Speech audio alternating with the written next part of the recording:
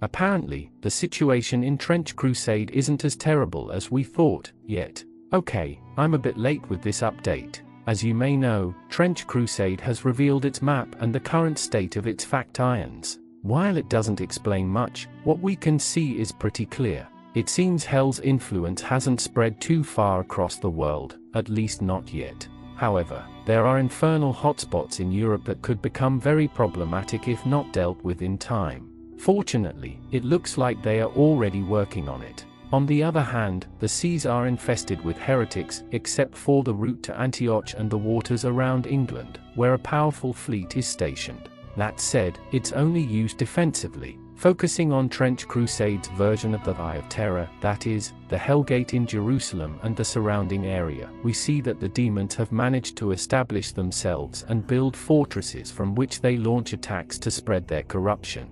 New Antioch is surrounded on all sides, except for a safe route connecting it to Europe, through which they receive the necessary supplies for defense. The Sultanate, protected by its massive walls, seems to be in good shape. Aleppo, New Damascus, Alamut, Tehran, Kufa, and Baghdad aren't showing any major problems for now. But we can't say the same for Armenia, Georgia, and Byzantium. They are in ruins. Even so, Hell's advance has stalled at Targovist, in Romania. The heretics don't want to push further, and many know why. Dracula. Fun fact, according to the devs, we'll be able to use hoplites and Spartans in Athens. The heretics are screwed. Before we move to Western Europe, let's head south. There, we see Mammon's forces advancing toward the kingdom of Numidia. Numidia has formed a coalition with Nubia and the Solomonic Empire of Abyssinia, also known as the Ethiopian Empire. And if we look west, things aren't looking good for Morocco and Spain,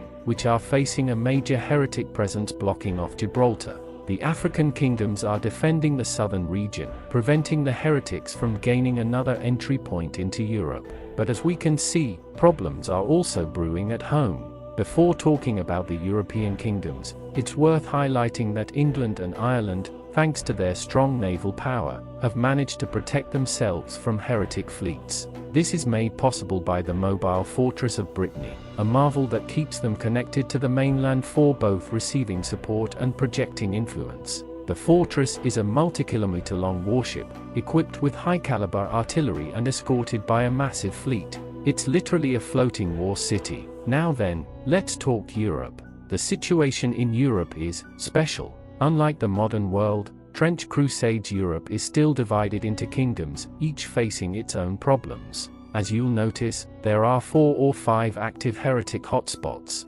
France's outlook isn't great. Growing influence in Avignon could plunge the region into total chaos and ruin, although honestly, that's not too different from current-day France. For the Catholics watching this video, good news, the Papal States still exist, but they are not safe.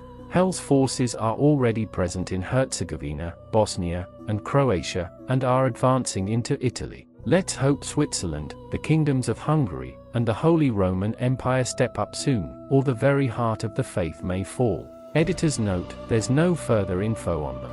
And speaking of the Holy Roman Empire, what we do know is that this region has major military influence. It boasts unique frontline units and was among the founders of New Antioch. It also oversees the Prussians, who we'll talk about soon. We also know the Teutonic Knights are up north, though it's unclear exactly why they are there. Hopefully, they're helping Finland, we think. And speaking of Poland, the Winged Hussars are back. Damn. As for the Hungarian kingdoms, still no info. Before moving east, let's stop by Scandinavia, where we find the Kalmar Union, composed of Finland, the kingdoms of Normandy, Gotland, or Gothic lands, and Denmark. These kingdoms are occupied by northern heretics, the second largest demonic gate after Jerusalem. This infernal zone is ruled by Simonar, one of the 4 infernal kings, who commands a vast force of cultists, demonic creatures, and groups deceived by the demon himself, made to believe they fight for their own gods. Now let's move on to some of the most interesting regions: Kiev, Russia, and parts of the east. The Principality of Kiev, founded by the Rus, will likely see the Cossacks soon clashing with the heretics. Further north are the noble houses of Rus. a Tsar might emerge, and with them, Russia's greatest love machine of the era, Rasputin.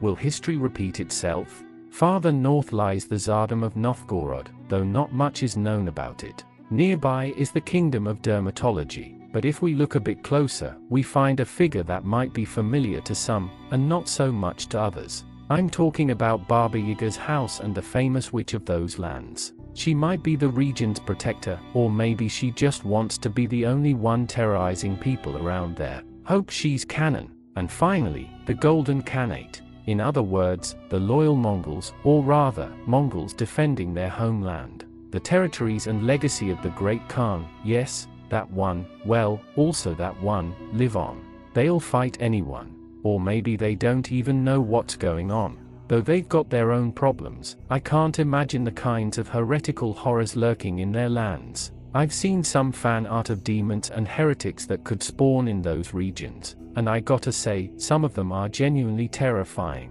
I could end the video here, but I should probably address the Trench Crusade controversy and the infamous map shown at launch. First off, Trench Crusade is a grimdark sci-fi and fantasy franchise for adults, founded in the year, no, stay back, cute coffee cup dog influence. Okay, let's continue. First, some people are asking, why are the Europeans shown as the good guys and the Middle East as the bad guys? Is this ism? Can't say the word on YouTube.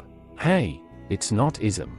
And it's clear that a lot of the people complaining don't know a thing about the franchise and just want to stir up trouble. Because almost all of us who actually follow this know that all the hellish chaos started there and spread outward. Though looking at the map, doesn't seem like it did that much damage. For now. Second, people both in and outside the community have asked, why aren't there more cultures, or where's America or Asia? Well, the franchise is just getting started. Over time, more regions, cultures, and likely rewrites or reworks will be added, like in Warhammer.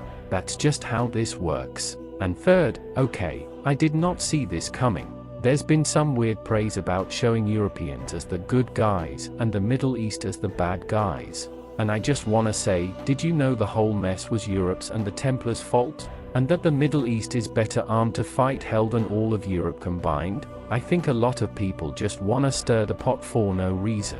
I know that part didn't really fit in here, but I had to say it. Trench Crusade is growing, and fast. Maybe too fast. And I'm probably not taking enough time to turn all of this into videos the way I want to. As you know, I've had some personal issues, including the voice I used for Kane, but I'll figure it out. Thanks so much for making it this far. See you in the next one. Comment so YouTube's algorithm recommends the channel to more people. And I'll see you in the next video.